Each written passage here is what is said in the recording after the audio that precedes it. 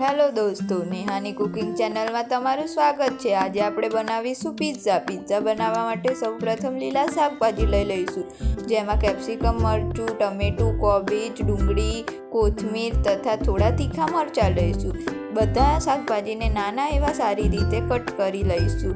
તેનાથી આપણે પિઝાનું સ્ટફિંગ કરીશું। શાકભાજીને તમે તમારી સાઇઝ હિસાબે કટ કરી શકો છો। અહીંયા અમે બહુ નાના નહીં, બહુ મોટા નહીં, એવી રીતે કટ કર્યા છે। ત્યારબાદ એક કડાઈમાં થોડું તેલ લઈશું, તેમાં રઈ, જીરું તથા હિંગ નાખીશું। સારી રીતે વઘાર આવી જાય પછી આપણે તેમાં એડ કરીશું સૌપ્રથમ ડુંગળી નાની એવી ચોપ કરેલી એડ કરી દેવાની। ત્યારબાદ કેપ્સિકમ, મરચું, ટમેટું અને કોબીજ વારે ફરતી એડ કરીશું।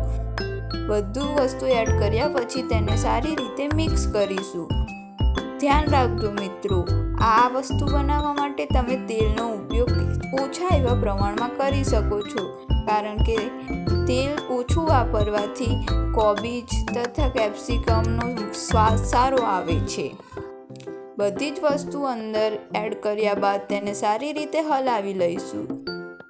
ત્યારબાદ આપણે તેમાં અમુક મસાલા ઉમેરીશું, જેમાં આપણે ઘરના જ મસાલા ઉપયોગ કરીશું। તેમાં સૌપ્રથમ ઉમેરીશું મરચું, ત્યારબાદ ઉમેરીશું ધાણા જીરું, ત્યારબાદ ઉમેરીશું હળદર, થોડી એવી પ્રમાણમાં હળદર ઉમેરવી। ત્યારબાદ ગરમ મસાલો, મીઠું ઉમેરીશું।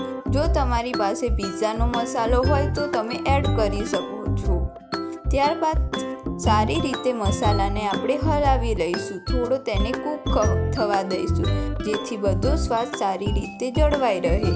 સારી રીતે મસાલો તૈયાર થઈ જાય એટલે આપણે તેને સ્ટફિંગ માટે ઉપયોગ કરીશું। આવી રીતે ઘરે બનાવેલો મસાલો સ્વાસ્થ્ય માટે ખૂબ જ સારો હોય છે અને બાળકોને પણ ખૂબ જ પસંદ આવે છે।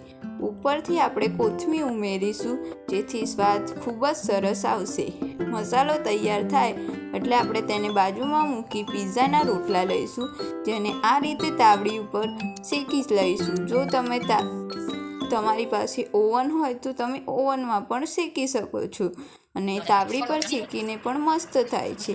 ત્યારબાદ આપણે રોટલા ઉપર સ્ટફિંગને પાથરી દઈશું, તેની ઉપર સોસ લગાવી દઈશું। સોસથી સ્વાદ ખૂબ જ મસ્ત આવે છે અને ચીઝ તેની ઉપર છીણી દઈશું। જો તમારા બાળકને ચીઝ પસંદ ના હોય તો તમે સ્કીપ કરી શકો છો। ત્યારબાદ કટર વડે તેને કાપી દઈશું। આ રીતે તૈયાર થાય છે ખૂબ જ ટેસ્ટી ઘરે બનાવેલા પિઝા। તમે આ પિઝાને ભાખરી પર પણ બનાવી શકો છો। ભાખરીને લઈ તેને 4 કટકા કરી તેના પર સ્ટફિંગ પાથરી તેની પર સોસ અને ચીઝ લગાવી દેવાનું। ભાખરી પર બનેલા પિઝા ખૂબ જ સારા હોય છે અને પચવામાં પણ ખૂબ જ સારા હોય છે। મોટા માટે તથા વડીલોને ખૂબ જ પસંદ આવે તેવા ભાખરી પિઝા પણ જરૂરથી એકવાર ટ્રાય કરજો।